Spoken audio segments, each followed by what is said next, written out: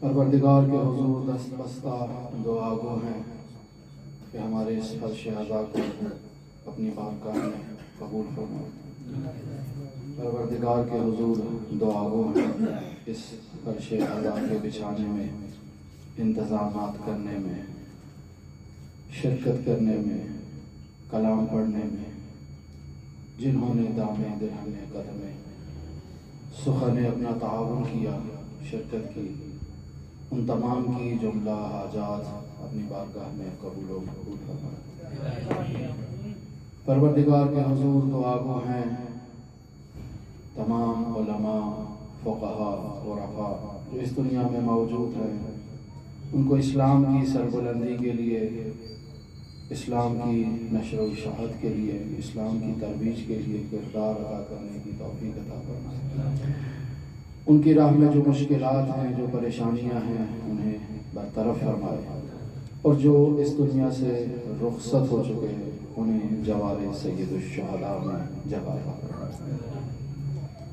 پروردگار کے حضور دعا گو ہیں کہ حضرت صاحب العصر والزمان کے ظہور میں تعجیل فرمائے۔ حضرت صاحب العصر والزمان کو ہم سے راضی و خوشنود فرمائے۔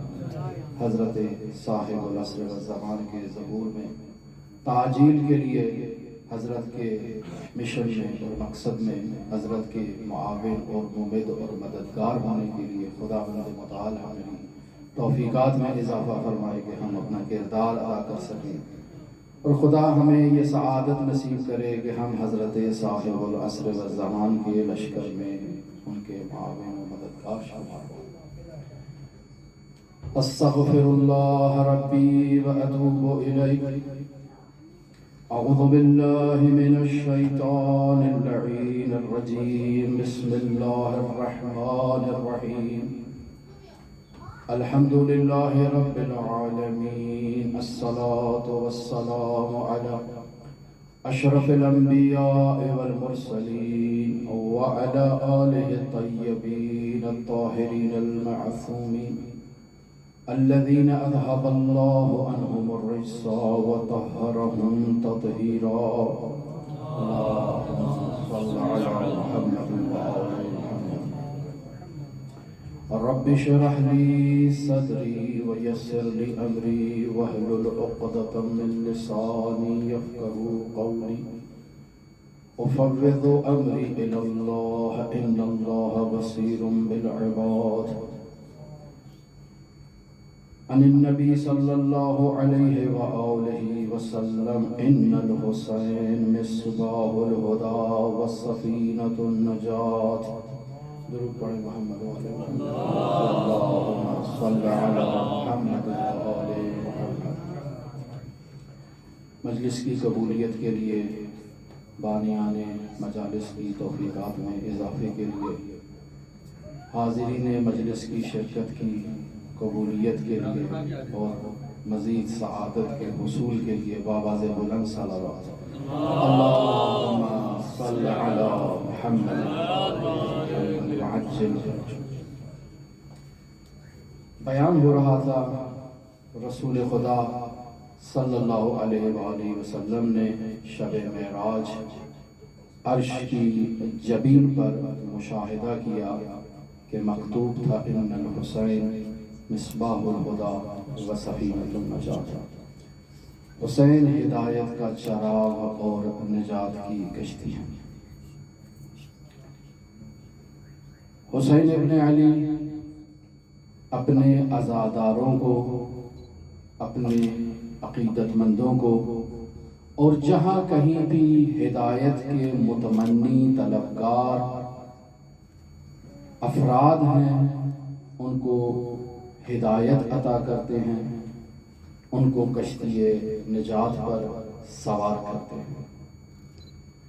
حسین ابن علی کی نجات اور حسین ابن علی کا کشتی نجات پر سوار کرنا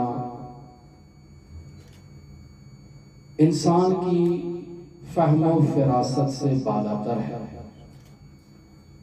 بیان ہوا کہ کچھ مطالب ایسے ہیں جنہیں انسان سمجھتا بھی ہے، سمجھا بھی سکتا ہے، اور کچھ مطالب ایسے ہیں جنہیں انسان صرف سمجھتا ہے، بیان نہیں کر سکتا، اور کچھ حقائق ایسے ہیں جنہیں سمجھنے کے لیے بھی سعادت کی ضرورت ہے، بیان کرنے کے لیے بھی سعادت کی ضرورت ہے۔ انسان کی توان سے باہر ہے کہ ان حقائق کو برہان کے دامن میں بیان کر سکے یا برہان کے اصولوں میں لا کر آگے منتقل کر سکے۔ جب علمی برہان کی بات آتی ہے تو انسان کہتا ہے کہ یہ میری فہم و فراست سے بالاتر مطلب ہے، یہ میرے ادراک سے بالاتر ہے۔ حسین ابن علی کی نجات ایک ایسی نجات ہے کہ ہر کوئی اس نجات کی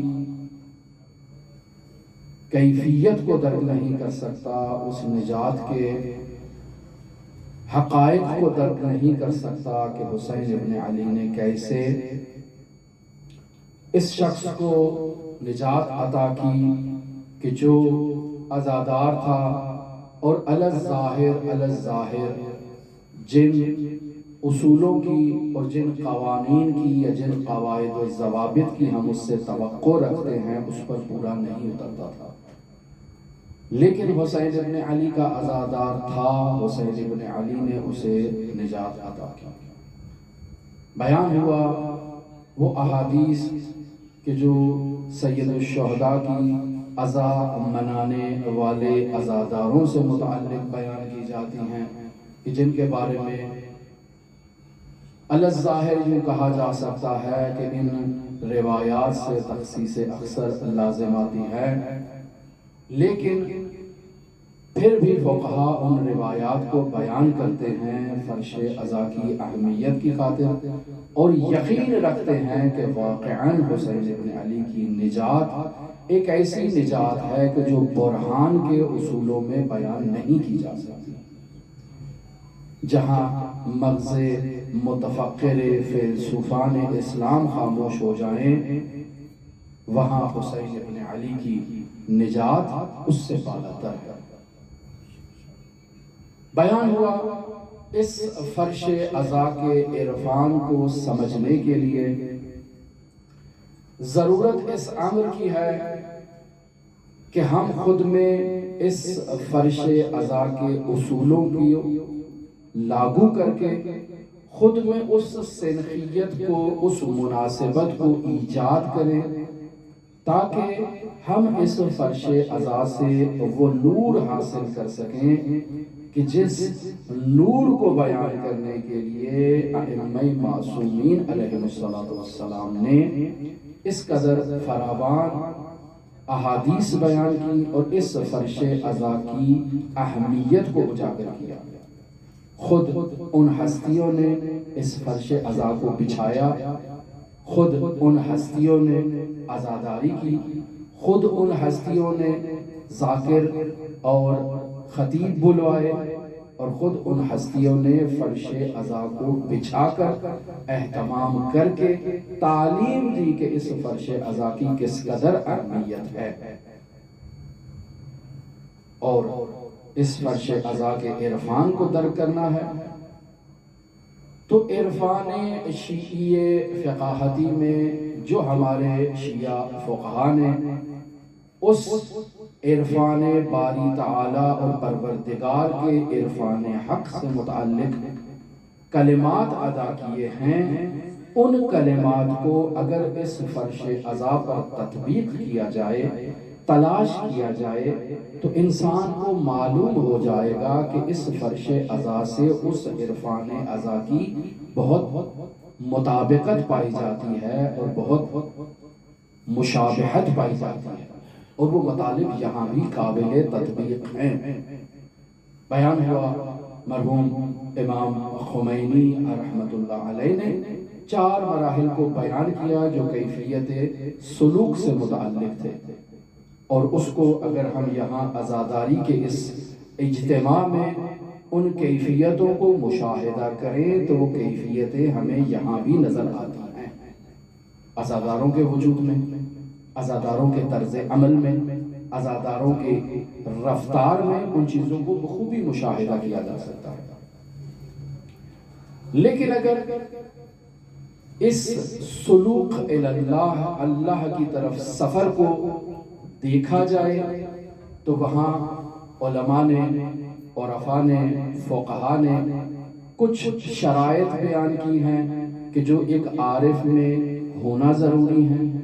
اگر ان شرائط کی رعایت کی جائے تو وہ شخص تب جا کر عارف بن سکتا ہے. 4 چیزیں مرحوم مہدی بحر العلوم نے بیان کی، جسے اس مکتب سے تعلق رکھنے والے تمام شاگردان مہدی بحر العلوم نے آگے نقل کیا.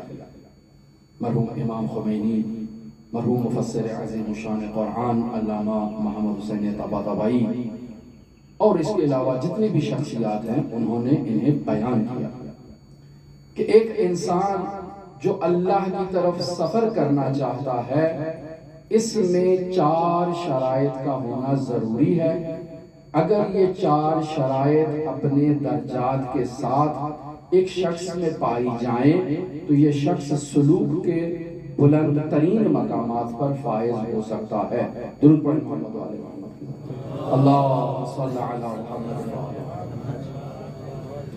پہلا مرحلہ جسے مرحوم مہدی بحر العلوم بیان کر رہے ہیں وہ اسلام ہے کہ ایک سالک کو مسلمان ہونا چاہیے.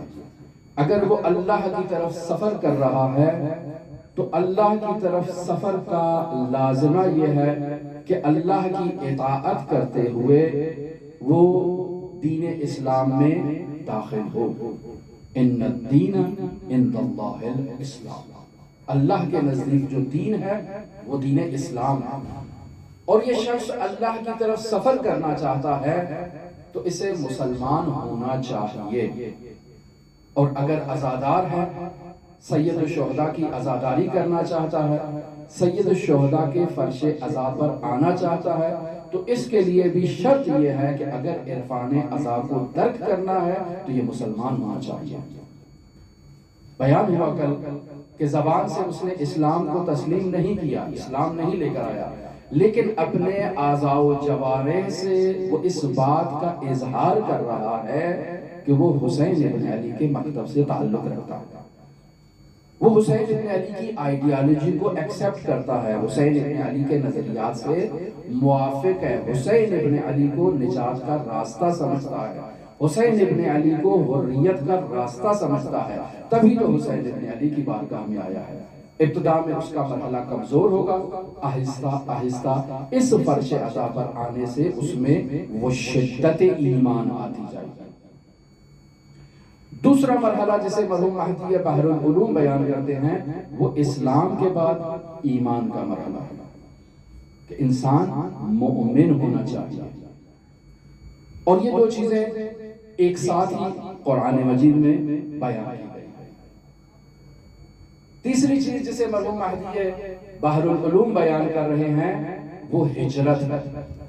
جو شخص اللہ کی طرف سفر کرنا چاہتا ہے تو اس سفر کا لازمہ یہ ہے کہ وہ اللہ کی طرف ہجرت کرے، ایک نقطے سے دوسرے نقطے کی طرف مہاجرت کرے، ایک مکان سے ایک جگہ سے دوسرے مکان اور دوسری جگہ تک وہ ہجرت کرے، جسے ہجرت ظاہری کہتے ہیں. اور ہجرت باطنی بھی ہے کہ انسان اپنے گناہوں سے ہجرت کرے.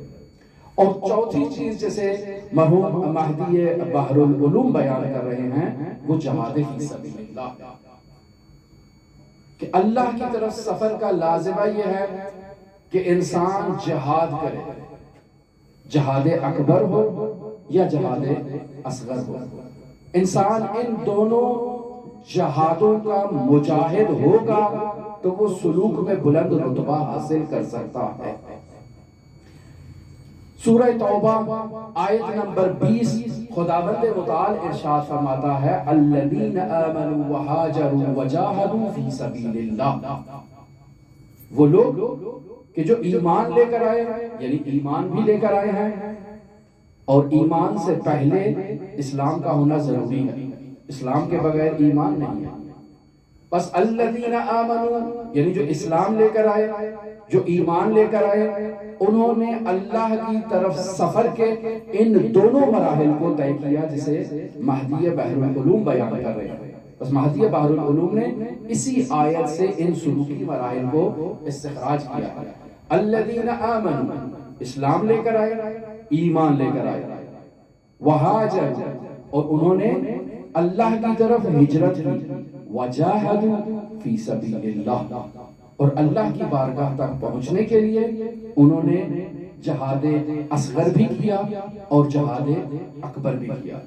اب ان چار مراحل کو وہ حامل ہیں تو پھر آ جائیں اس کیفیت سلوک کی طرف کہ جسے مرحوم امام خمینی رحمۃ اللہ علیہ سے ہم پہلے آپ کی خدمت میں بیان کر چکے کہ ان میں جذبہ بھی ہے یا نہیں، اور اگر جذبہ ہے تو جذبے کی کون سی کیفیت اور کون سی کنڈیشن ہے، پھر ان کے مقام کو دیکھیں کہ کیسے وہ ان بلند رتبوں پر فائز ہوتے ہیں۔ تو عزادار حسین ابن علی، فرش عزا پر آنے والا عزادار ان چار مراحل کا حامل ہوتا ہے۔ کسی میں شدت سے یہ مراحل پائے جاتے ہیں، کسی میں کمزور ہوتے ہیں، لیکن یہی فرش عزا ہے کہ جو عزادار میں ان مراحل کو شدید سے شدید تر کرتا ہے۔ انسان فرش عزا پہ آئے، آہستہ آہستہ اس کے وجود میں بیداری آتی ہے اور وہ حسین ابن علی کے ساتھ مقام اندیت پر فائز ہوتا ہے۔ عرفان عزا کا سب سے بلند مقام جو ایک عزادار کو نصیب ہوگا وہ مقام اندیت سید الشہداء۔ اس کے مراتب میں ہر کوئی آخری مرتبے پر فائز نہیں ہوتا، لیکن انسان نے اس طرف سفر کرنا ہے۔ انسان کو بیدار تو ہو لینے دو، ہر قوم پکارے گی ہمارے ہیں حسین۔ یہ بیداری کا رتبہ ہے، جس قدر انسان میں بیداری آتی جائے گی وہ حسینی حسینی حسینی تر ہوتا جائے گا۔ درود پڑھے محمد وعلى محمد، اللہم صل علی محمد وعجل فرجہ۔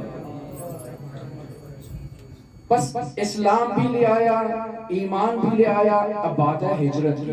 ہم نے کل اپنی گفتگو میں اس ہجرت کی طرف اشارہ کیا کہ انسان کو اپنی زبان پر تالا لگانے کی ضرورت ہے اگر وہ فرش عزا پر آنا چاہتا ہے اور اس فرش عزا سے فیض یاب ہونا چاہتا ہے۔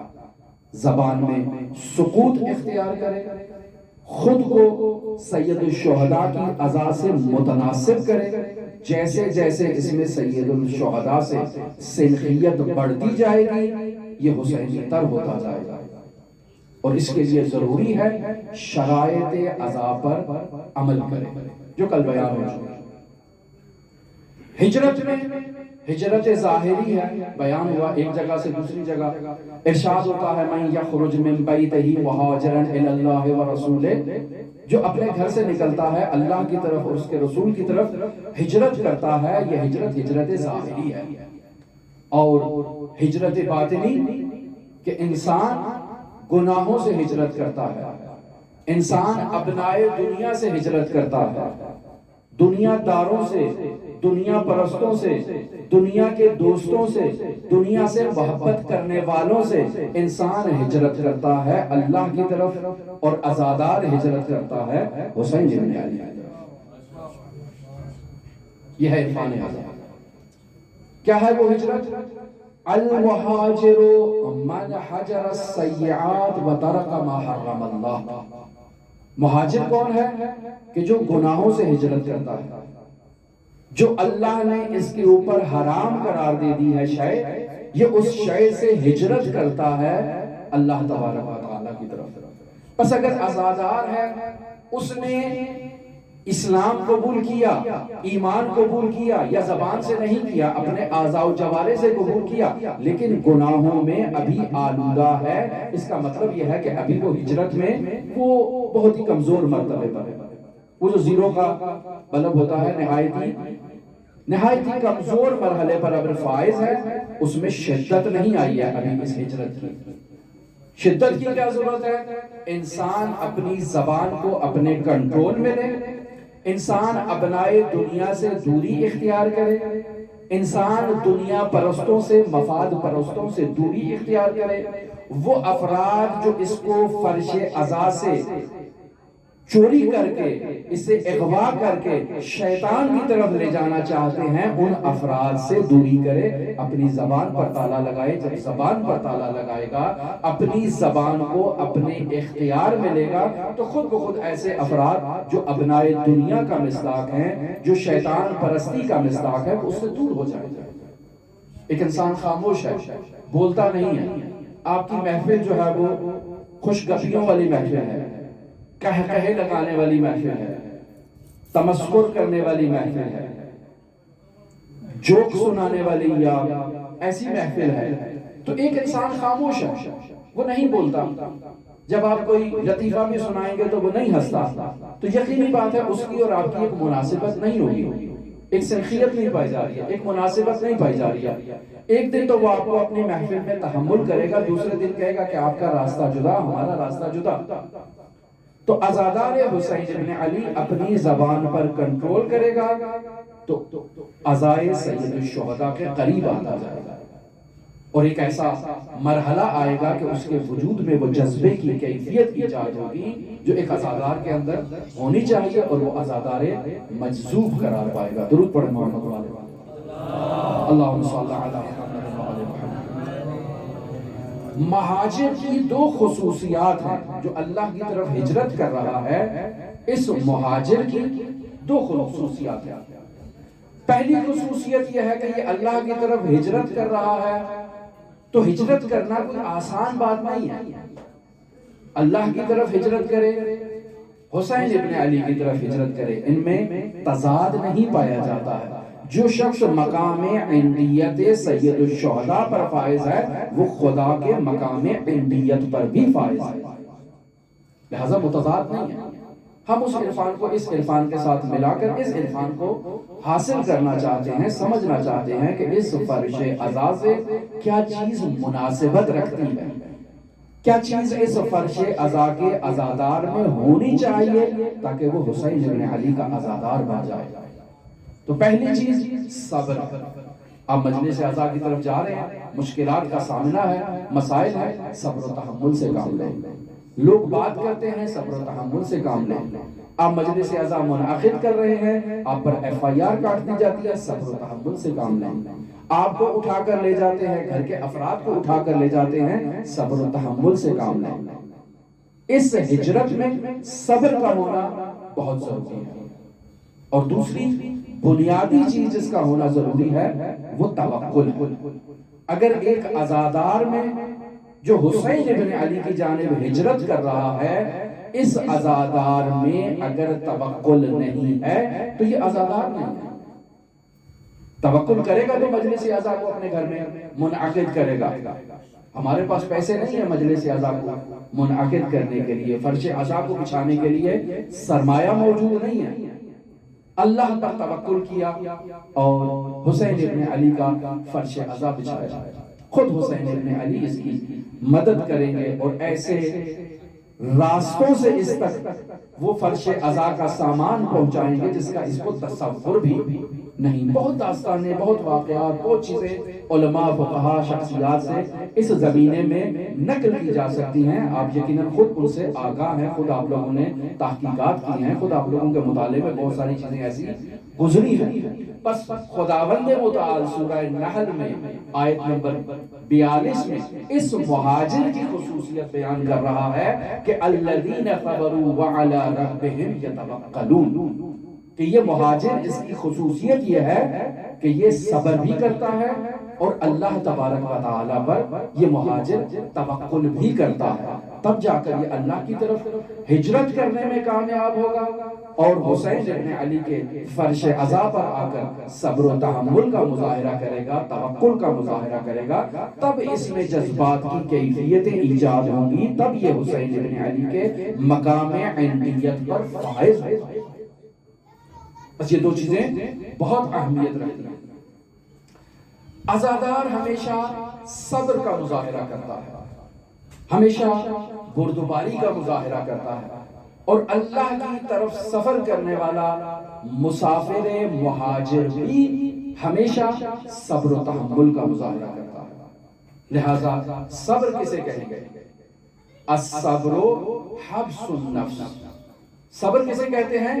انسان کا اپنے نفس کو حبس کر لینا، اپنے نفس کو زنجیروں میں جکڑ لینا، اپنے نفس کو کنٹرول میں لے لینا، اپنے نفس کو اپنے اختیار میں لے لینا، اس کا نفس اس کے اپنے کنٹرول میں ہو. بس صبر کیا ہے؟ الصبر حبس النفس، اپنے نفس کو اپنی کنٹرول میں لینا. کس چیز سے؟ الا ما یقتضیہ العقل والشرع. عقل جس چیز کا تقاضا کرتی ہے اس تقاضوں کے مطابق انسان اپنے نفس کو محبوس کر لے. بس انسان صابر وہ ہوتا ہے جو عقل کے دامن کو کبھی اپنے ہاتھ سے نہیں چھوڑتا. انسان صابر وہ شخص ہوتا ہے جو کبھی شریعت کے دامن کو اپنے ہاتھ سے نہیں چھوڑتا. ایک عزادار، ایک عارف، دونوں صابر ہوتے ہیں.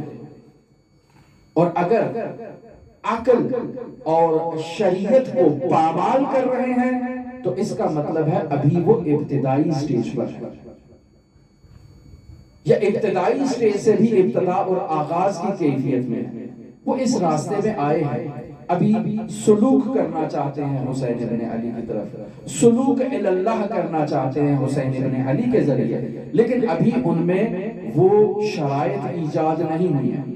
وہ شرائط کس نے بیان کرنا ہے؟ وہ ہماری ذمہ داری ہے کہ ان مجالس عزا سے عزادار کے لیے ان شرائط کو بیان کریں تاکہ وہ سمجھیں کہ اس نے کہاں کا سفر کرنا ہے، کہاں کی طرف ہجرت کرنا ہے، اس سفر میں کن لوازمات کی ضرورت ہے، کون سا سامان اٹھانا ہے، کون سا نہیں اٹھانا، کون سی چیز کھانی ہے، کون سی چیز نہیں کھانی ہے، کون سا کلام کرنا ہے، کون سا کلام نہیں کرنا. یہ اس منبر کی ذمہ داری ہے کہ وہ عزادار کو تعلیم دیں جو کہ نہیں دی جاتی. کیسے وہ مہاجر اللہ ہوگا، کیسے وہ صبر و بردباری کا مظاہرہ کرے گا، کیسے وہ توکل کا مظاہرہ کرے گا جب ہم اسے ان چیزوں کی تعلیم ہی نہیں دیں گے. بس صبر کے موارد میں سے ایک اہم مورد جو کل بیان ہوا آپ کی خدمت میں کہ ایک عزادار کو اپنی زبان پر کنٹرول رکھنا ہے. اگر یہ عزادار اپنی زبان پر کنٹرول نہیں رکھے گا تو یہ عزادار صابر نہیں ہے. صبر کے موارد میں سے یہ ہے کہ اسے شریعت پر عمل کرنا ہے. اگر یہ شریعت پر عمل نہیں کرے گا تو یہ کمزور سٹیج پر ہے. مرحوم آیت اللہ بہجت سے جب بھی کوئی اخلاقی نصیحت کا مطالبہ کرتا تو کہتے بہت مشکل ہے، اخلاقی نصیحت کرنا میرے لیے بہت مشکل ہے. واجبات پر عمل کرو اور محرمات کو ترک کرو، یہ فارمولہ تھا. واجبات پر عمل کرو، محرمات کو ترک کرو.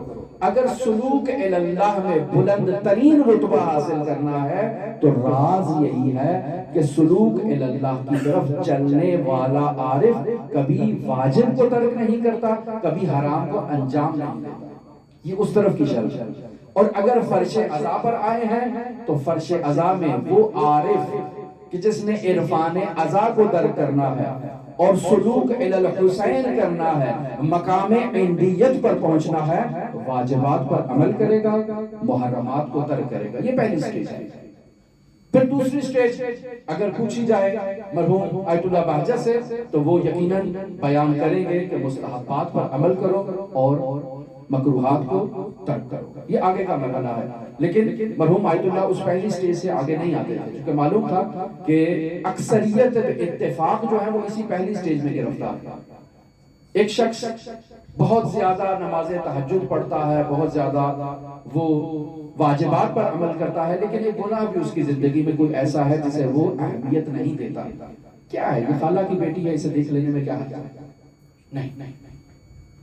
حرام ہے، کوئی حرام چھوٹا نہیں ہے اور کوئی حرام بڑا نہیں ہے، سب ایک جتنے ہیں. اللہ کے محرمات ہیں، اس سے اجتناب جب تک ایک سالک نہیں کرے گا، ایک عزادار نہیں کرے گا، نہ سلوک اللہ کے مرحلے میں کامیاب ہے، نہ سلوک الحسین کے مرحلے میں کامیاب ہے.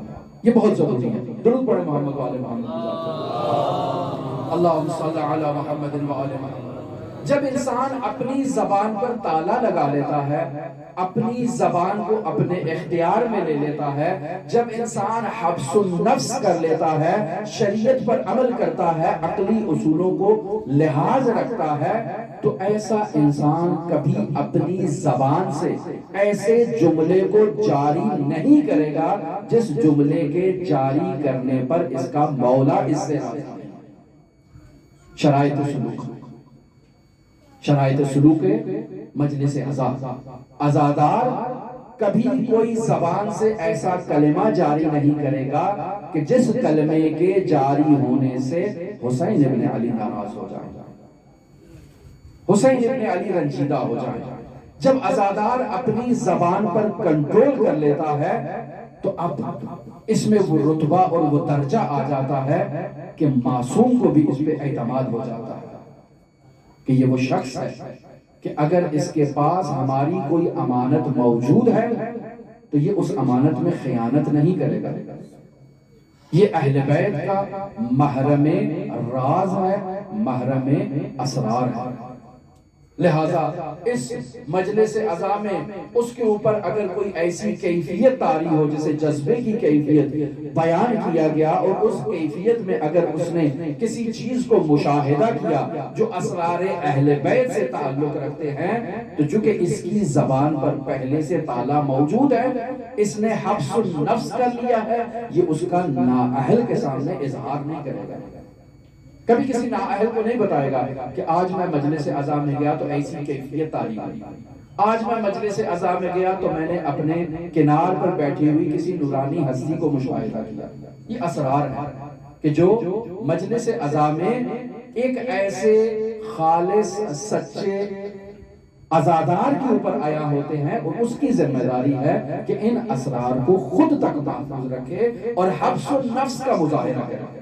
درود پڑھے محمد والے، اللہم صلی علی محمد و آل محمد۔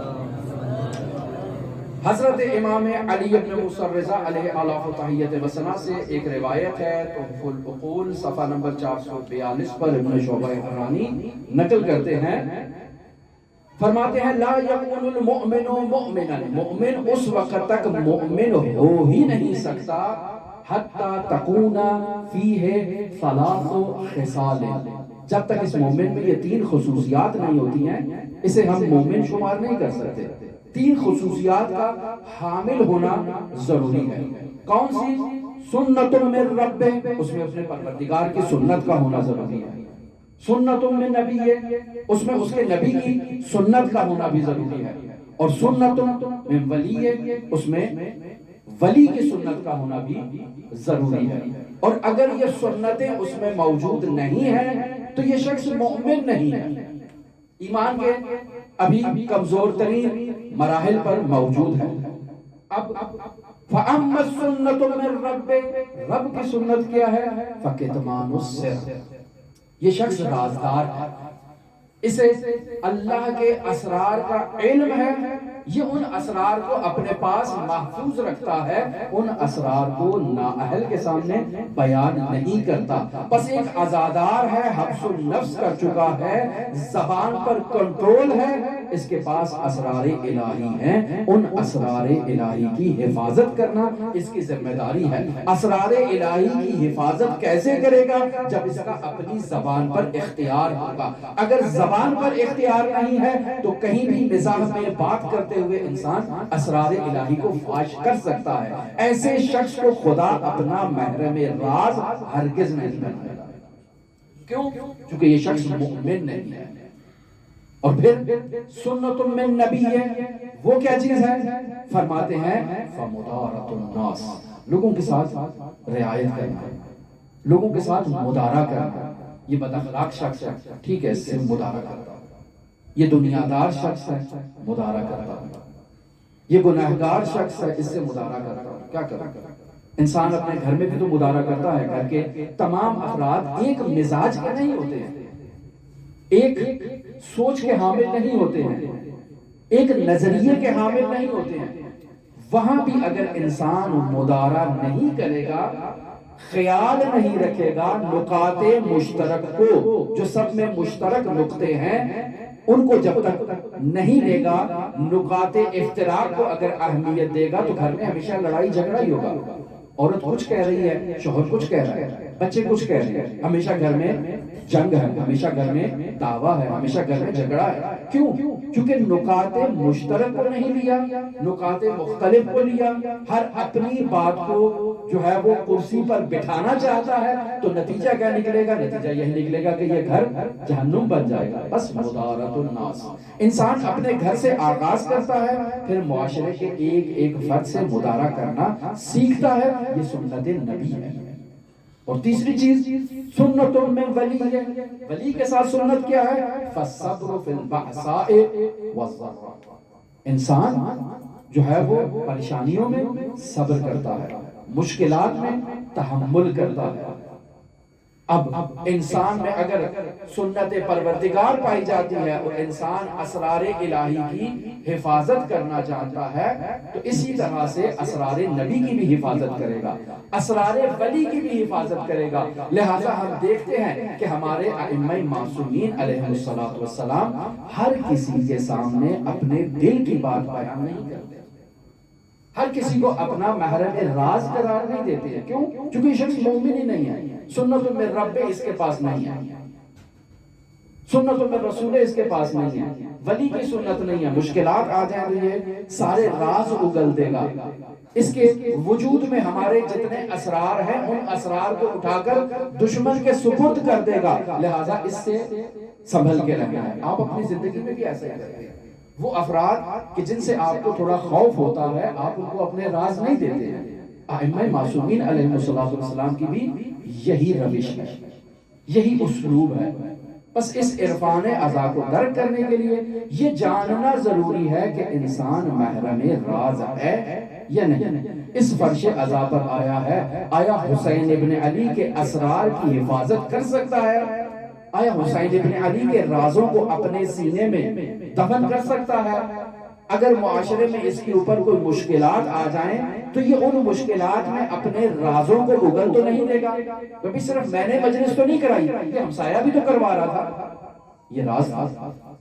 آپ کے اوپر ایف آئی آر ہو گئی، آپ نے ہمسائے کا بھی دے دیا، بلکہ پورے شہر کا نام دے دیا کہ فلاں فلاں بھی ہے، اس کو بھی پکڑو. میں اکیلا تھوڑی ہوں. بس یہ شخص رازدار نہیں ہے، اس نے راز نہیں رکھا، اسرار کی حفاظت نہیں کی ہے. اور یہ بہت ضروری مرحلہ ہے. آتے ہیں امام محمد باقر علیہ السلام کی خدمت میں. اللہم صل علی محمد وعجل فرجہ. امام باقر علیہ السلام کے ایک محرم راز کا تذکرہ کرتا ہوں، چونکہ مقدمہ ہے یہ اصل مطلب تک پہنچنے کے لیے. خدا کرے اصل مطلب تک بھی پہنچ جائیں. جابر بن یزید جعفی امام محمد باقر علیہ السلام کا رازدار صحابی، خاص صحابی، ایسا صحابی جسے امام اپنے اسرار اس کے سپرد کر سکتے ہیں، اور امام نے اس کے سپرد اپنے اسرار کیے. جابر بن یزید جعفی کے پاس 70,000 احادیث کا مجموعہ تھا. 70,000 احادیث کا مجموعہ. پہلی قسم وہ تھی کہ امام نے فرمایا، اے جابر، جب تک بنی امیہ کا دور ہے ان احادیث میں سے تم نے کوئی ایک حدیث بھی فاش نہیں کرنی ہے. اگر تم نے فاش کی تو جابر یاد رکھو، صرف میری نہیں میرے اجداد کی بھی قیامت تک تمہارے اوپر لعنت ہوگی. اور اے جابر، جب بنی امیہ کا دور ختم ہو جائے تو ان احادیث میں سے اگر کسی حدیث کو تم نے چھپایا تو بھی میری اور میرے اجداد کی قیامت تک تمہارے اوپر لعنت ہوگی. محرم راز ہے، بہت سخت مرحلہ ہے کہ ان رازوں کو محفوظ رکھنا، سنبھال کے رکھنا، اور ان شرائط کا خیال رکھنا جو امام محمد باقر بیان کر رہے ہیں. اچھا، یہ ایک حدیث ہے. پھر دوسری احادیث، جابر یہ جو احادیث تمہارے سپرد کر رہا ہوں ان احادیث کو قیامت تک تم کسی کے سامنے بیان نہیں کر سکتے. یہ صرف تمہارے لیے، یہ اسرار صرف تمہارے ہیں. قیامت تک ان کے لیے تم نے لب کشائی نہیں کرنا، اگر کی تو پھر میری اور میرے اجداد کی تمہارے اوپر لعنت ہوگی. اگر دیکھیں وہاں منتہی الاعمال میں مرحوم کی طرف، تو وہاں وہ صرف امام باقر اور امام باقر کے اجداد کا ذکر نہیں کرتے، وہاں وہ اللہ کا بھی ذکر کرتے ہیں کہ اے جابر اللہ کی بھی لعنت ہوگی، اللہ کے ملائکہ کی بھی لعنت ہوگی، میری بھی ہوگی اور میرے اجداد کی بھی ہوگی، سب کی تمہارے اوپر لعنت ہوگی اگر تم نے رازداری سے کام نہ لیا۔ اور تیسری احادیث کا وہ مجموعہ ہے کہ اے جابر ان احادیث کے بارے میں تمہیں اختیار ہے، جسے تم اہل سمجھو اس کے سپرد کر دو، انہیں بیان کرنے میں ہم نے اختیار تمہارے حوالے کیا۔ شیخ طوسی رحمۃ اللہ علیہ اپنے رجال میں جب جابر بن یزید جعفی کا تعارف کرواتے ہیں تو وہاں ان تقسیمات کو ذکر کرتے ہیں کہ یہ 3 قسم کی احادیث امام باقر نے جابر بن یزید جعفی کے سپرد کی۔ نوجوان ہے، آیا ہے امام باقر کی خدمت میں، مکالمہ ہے جابر کا اور امام باقر کا، پوچھتے ہیں تم کون ہو؟ کہا رجل من کوفہ، میں کوفے سے تعلق رکھنے والا ایک مرد ہوں۔ کہا کون سے قبیلے سے ہو؟ کہا جعفی سے۔ کہا یہاں مدینہ کیا کرنے آئے ہو؟ کہا علم حاصل کرنے کے لیے آیا ہوں۔ پوچھا کس سے علم حاصل کرو گے؟ کہا یا ابن رسول اللہ، آپ سے علم حاصل کرنے کے لیے آیا ہوں۔ اچھا، یہاں تک تعارف ہو گیا۔ اب امام کہتے ہیں کہ دیکھو تم اب مدینے میں تو آ گئے ہو، آنا بھی میرے پاس چاہتے ہو، یقینی بات ہے میرے پاس آنے کی کوئی شرائط ہے۔ پہلی شرط یہ ہے کہ کل اگر تم سے کوئی سوال کرے کہ تم کہاں سے ہو تو کہو میں مدینے سے، نہ کہو کہ میں کوفے سے آیا ہوں۔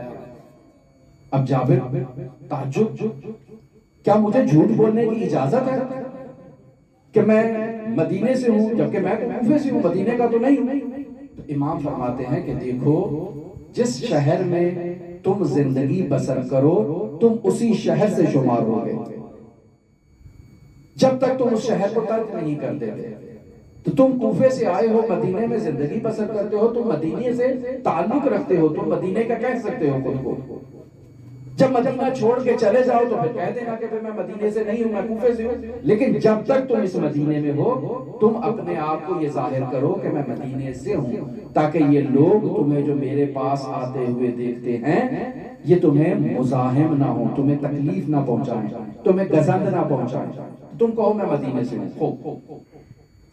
اب امام سے یہ گفتگو جب کمپلیٹ ہوئی تو امام نے اسے کتابوں کا ایک مجموعہ دیا، کہا جابر یہ لو تم تعلیم حاصل کرنے کے لیے آئے ہو، یہ ہے نصاب تعلیم، اس کتاب کا مطالعہ کرو، اس کتاب کی احادیث کو محفوظ کر لو اپنے سینے کے اندر، لیکن یاد رکھو جابر یہ وہ احادیث ہیں کہ ان احادیث میں سے اگر کسی ایک حدیث کو بھی تم نے بنی امیہ کے دور میں نقل کیا تو تمہارے اوپر لعنت ہوگی میری اور میرے اجداد کی، اور اگر بنی امیہ کے بعد تم نے انہیں مخفی کیا تب بھی لعنت ہوگی۔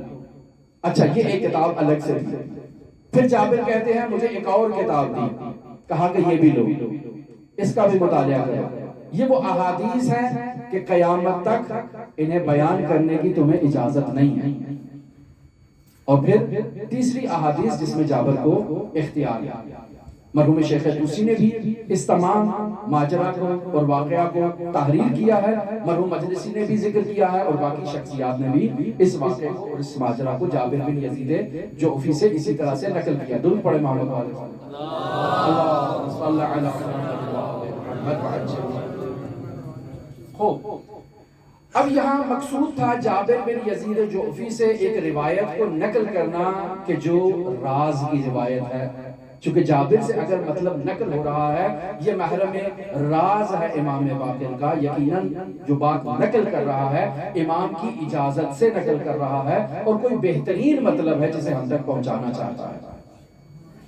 لہذا انسان جو اس فرش عذاب پر آتا ہے مختلف قسم کی مشکلات کا شکار ہے، کوئی بیمار ہے، کوئی پریشان ہے، کوئی بے روزگار ہے، کسی کی کوئی مشکل ہے، کسی کی کوئی مشکل ہے، ہر انسان اپنی مشکلات کو لے کر آتا ہے، کسی کی ظاہری مشکلات ہیں، کسی کی باطنی مشکلات ہیں، اور انسان چاہتا ہے کہ اس کی مشکلات ان مجلس عزا کے طفیل حل ہو جائیں، اور وہ بھی چاہتا ہے۔ حضرت سید الشہداء کی ان مجالس عزا کی بہت برکت ہے، اور بہت بلند مقام ہے کہ اس مجلس عزا پر کوئی شخص اگر کوئی دعا مانگتا ہے اس فرش عزا پر تو وہ دعا قبول ہوتی ہے۔ مفسر عظیم شان قرآن کا جملہ نقل کیا کہ یہ جو بینر آپ مشاہدہ کر رہے ہیں یہ شفا بھی دیتے ہیں، شفاعت بھی کرتے ہیں۔ لہذا جابر بن یزید جوفی کہتا ہے کہ میں آیا حضرت امام محمد باقر کی خدمت میں۔ البتہ وہ پہلی حدیث جو پہلے جو مطالب نقل کیے کہ 70,000 احادیث تھی، جابر آتا ہے کہتا ہے کہ ابن رسول اللہ آپ نے مجھے ایک مشکل میں مبتلا کر دیا، اتنی احادیث میرے سپرد کر دی ہیں اور پھر میں قیامت تک انہیں بیان کرنے کی اجازت بھی نہیں رکھتا ہوں، مولا ان احادیث نے میرے سینے کو تنگ کر دیا ہے، بتائیں کیا کروں؟ مشکلات کا شکار ہوں، ان احادیث نے میرے سینے پر بوجھ ڈال دیا ہے، میں گلو خلاصی کے لیے کیا کام کروں بتائیں؟ کہا جابر جاؤ صحرا میں زمین میں ایک گڑھا کھودو، اس گڑھے کے اندر اپنا سر ڈالو اور کہو حدثنی محمد بن علی، اور ان احادیث کو اس گڑھے کے سپرد کرو، بعد میں دوبارہ اس کے اوپر مٹی کو ڈال دو۔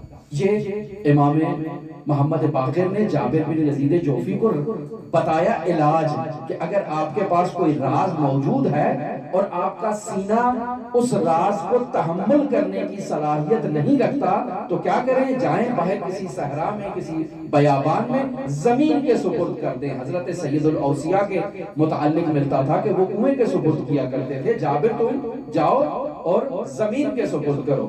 اب جابر آتا ہے امام محمد باقر کے پاس، آ کر امام محمد باقر کو کہتا ہے کہ مولا دو متضاد بیماریوں نے مجھے اپنے شکنجے میں لے رکھا ہے، دو متضاد بیماریاں ہیں۔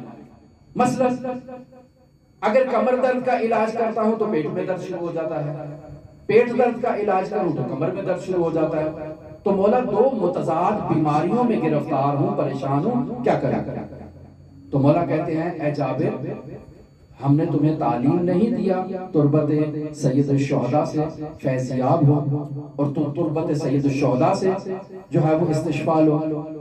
تو جابر کہتا ہے کہ مولا میں نے تربت سید الشہداء کو استعمال کیا ہے اور متعدد مرتبہ استعمال کیا ہے، مجھے شفا نہیں ملی ہے۔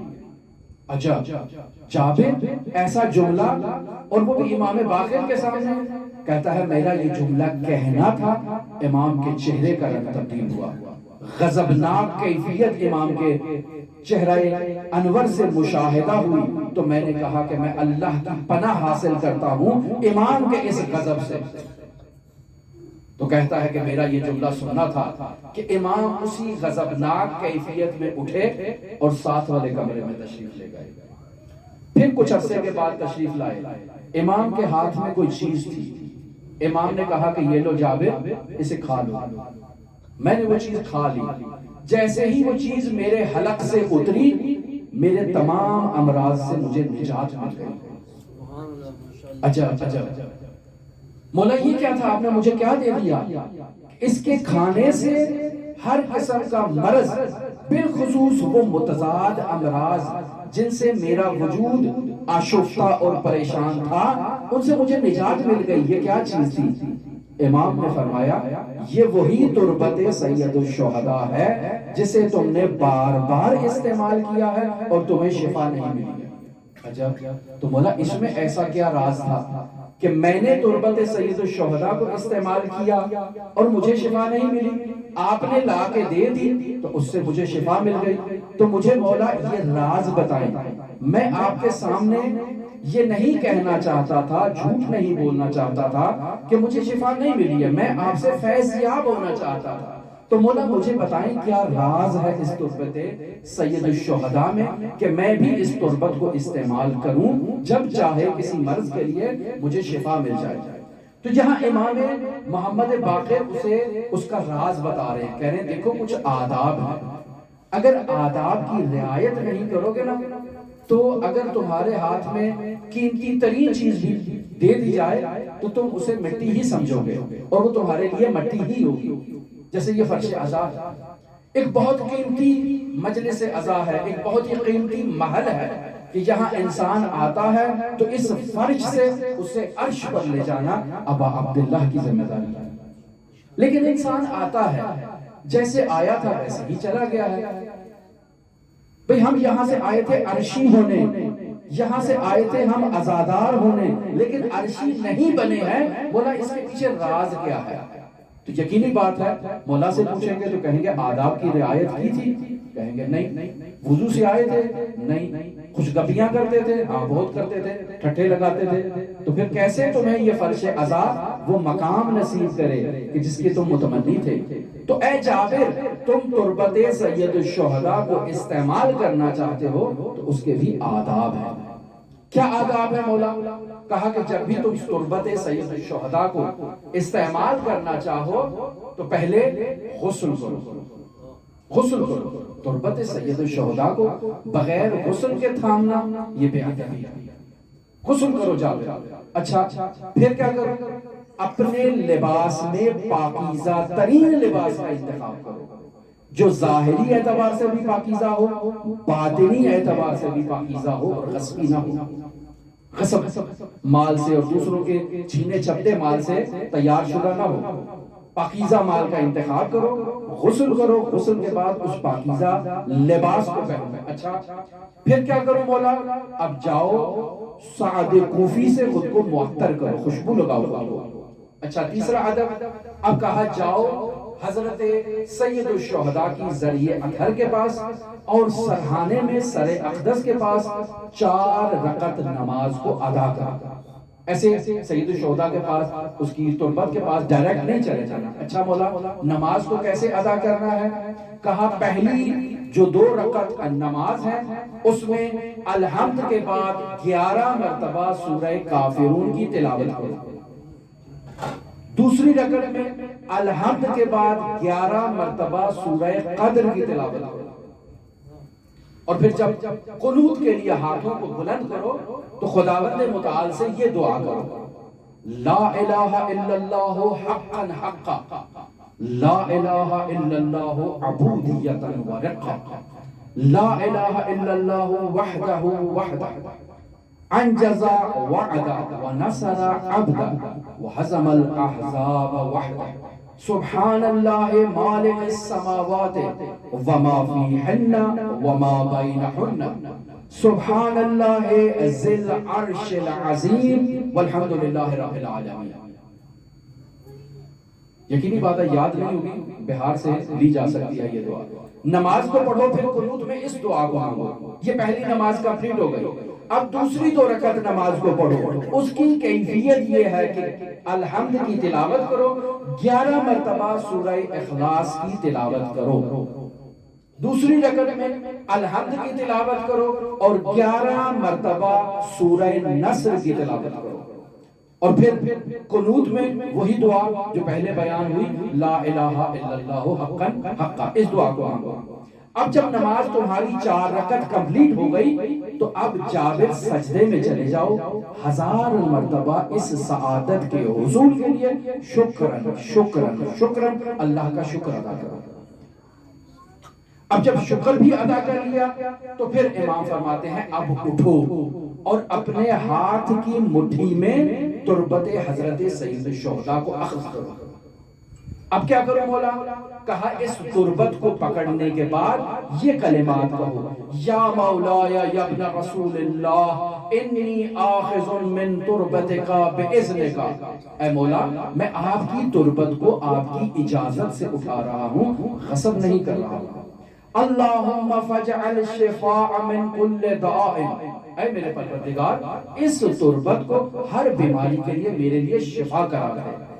وعزا من کل ذل، اور ہر ذلت سے میرے لیے اسے عزت قرار دے.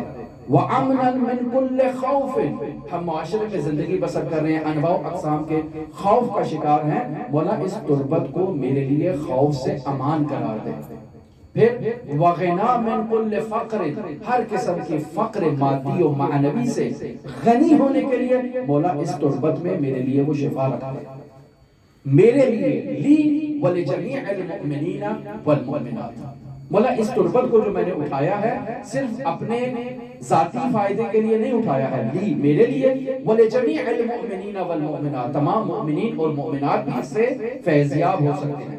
اب امام کہتے ہیں کہ اس تربت کو اس انداز میں تم نے لے لیا، اب اس کو یوں ہی نہ پھینک دینا کہیں، بلکہ ایک پاکیزہ کپڑے کے اندر اس تربت کو رکھ دو، یا ایک شیشی اٹھاؤ اور اس شیشی کے اندر اس تربت کو ڈال دو۔ اب ڈال دیا، اس کپڑے کو گرہ لگا دو یا اس شیشی کا منہ بند کر دو، عقیق کی انگوٹھی کہ جس کے اوپر باقاعدہ یہ کلمہ لکھا ہو ما شاء اللہ ولا قوت الا باللہ استغفر اللہ، اس سے اس کے اوپر سٹیمپ لگاؤ، باقاعدہ مہر لگاؤ تاکہ یہ آلودہ نہ ہو سکے۔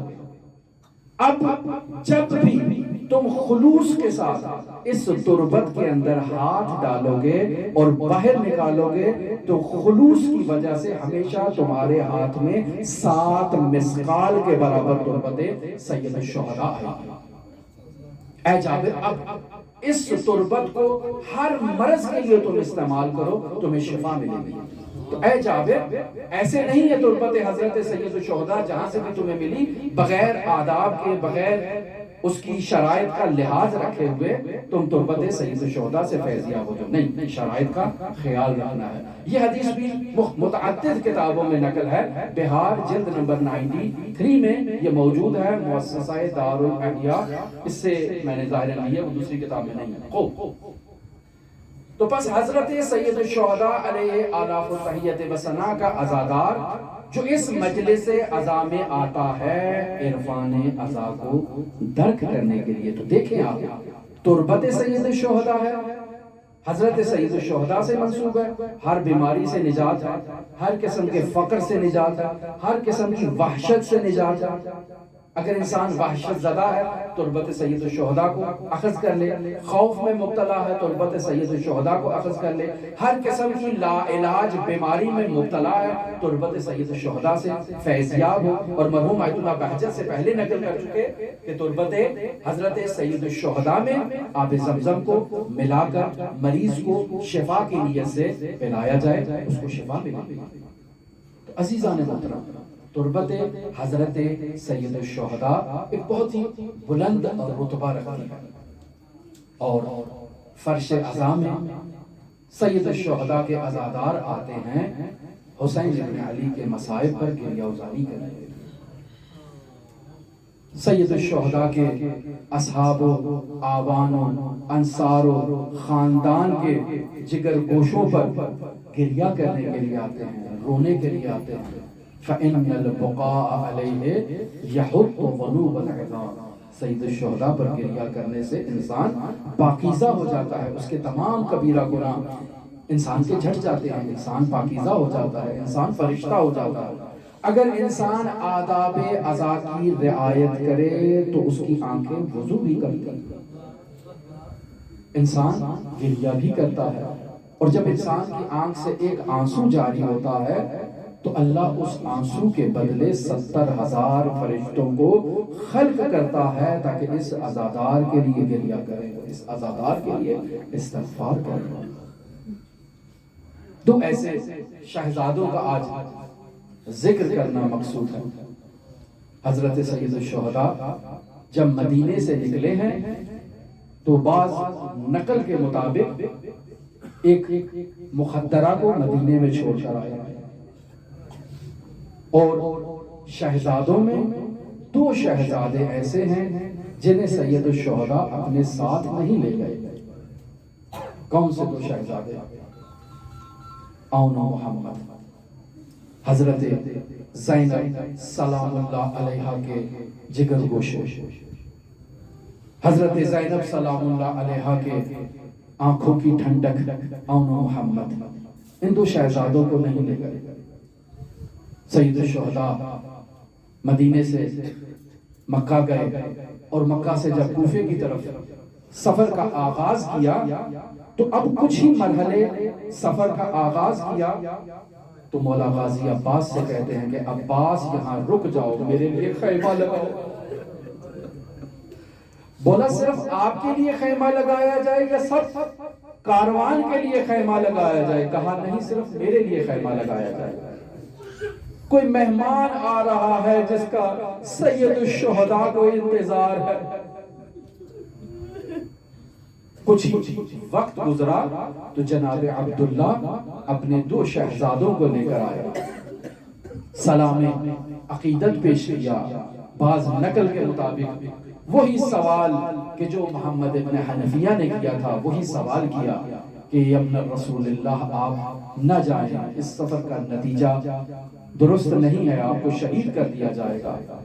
وہی جواب جو محمد ابن حنفیہ کو دیا تھا، ان اللہ شاء ان یراک قتیلا، میرے نانا نے مجھے خبر دے رکھی ہے کہ حسین اللہ تجھے اس سفر میں قتیل دیکھنا چاہتا ہے.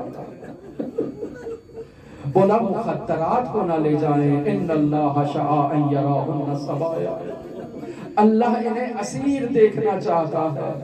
اچھا اب آئے جناب زینب علیہ کے پاس. معلوم ہوا جناب زینب کو کہ عبداللہ آئے ہیں، اور جناب زینب کی جب ازدواج ہوئی تھی، جب شادی ہوئی تھی، تو باقاعدہ ضمن عقد نکاح یہ شرط رکھی گئی تھی کہ عبداللہ جب بھی حسین کہیں سفر کرنا چاہیں تو زینب کو ان کے ساتھ جانے کی اجازت ہو. زینب عبداللہ کی اجازت سے مدینے سے آئی تھی. یقینی بات ہے اس سفر میں عبداللہ کو راستے میں دیکھ کر ایک اضطراب دل میں آ سکتا ہے، کہیں واپس لے جانے تو نہیں آئے. نہیں زینب، میں 2 شہزادوں کو لے کر آیا ہوں، جہاں کہیں مشکل مرحلہ نظر آئے اب میری طرف سے ان شہزادوں کو قربان کر دینا.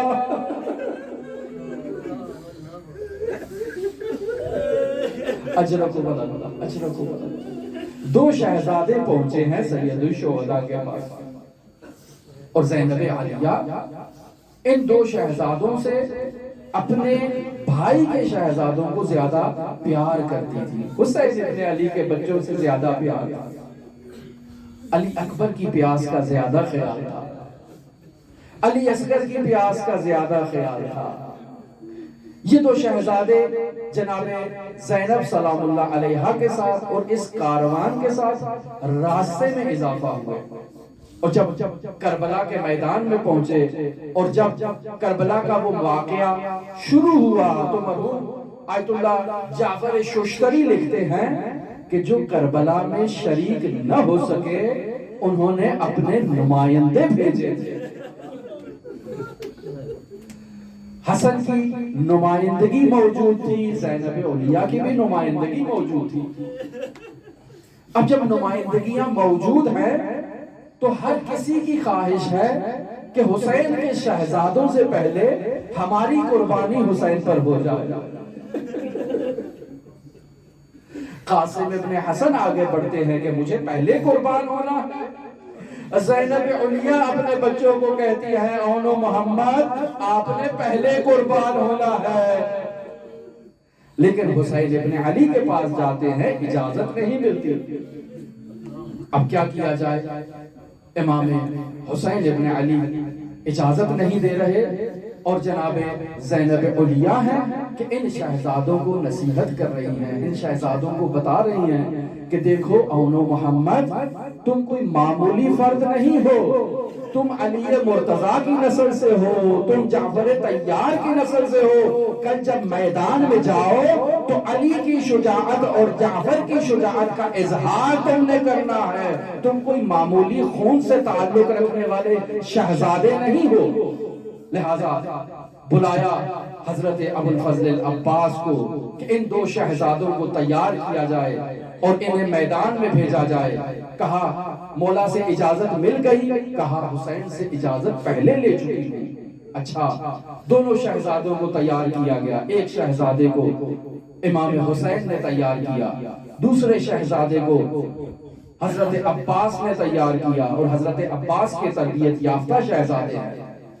بیان ہوتا ہے حضرت زینب علیہ 2 امامے لے کر آئی اور کہا کہ مولا ان 2 اماموں کو ان شہزادوں کے سروں پر رکھیں، ایک علی کا وارث بن کر جائے، ایک جعفر طیار کا وارث بن کر جائے، اور جا کر اشقیاء کے سامنے علی اور جعفر کی شجاعت کا اظہار کرے. دونوں شہزادے میدان میں اترتے ہیں. ایک کہتا ہے میں میمنہ پہ حملہ کرتا ہوں اور دوسرا کہتا ہے میں میسرہ پہ حملہ کرتا ہوں. اور دونوں شہزادے میدان میں اترے.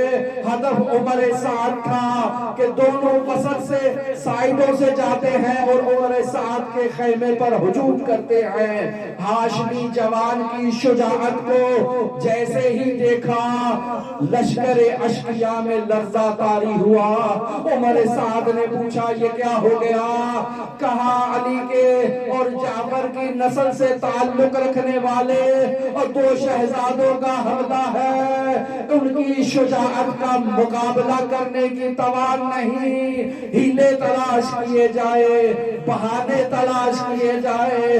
اور کسی نے چھپ کر گرز مارا تو ایک شہزادہ زمین پر آیا, کسی نے تلوار ماری تو دوسرا شہزادہ زمین پر آیا. دونوں شہزادے زمین پر ہیں. السلام علیکم یا ابا عبداللہ, مولا ہمارا آخری سلام. حسین ابن علی شہزادوں کے پاس پہنچے. ایک کو حسین ابن علی نے اٹھایا, ایک کو حضرت عباس نے اٹھایا. خیام کی طرف آئے. بیویوں نے حلقہ بنایا, ماتم کر رہی ہیں, عزاداری کر رہی ہیں, اور متوجہ ہوتی ہیں کہ بچوں کی ماں موجود نہیں. دیکھا تو خیمے میں اللہ کی عبادت میں مصروف ہے. کہا بھئی آپ کے آل محمد کو لایا گیا ہے, عزاداری کیوں نہیں کرتے؟ کہا حسین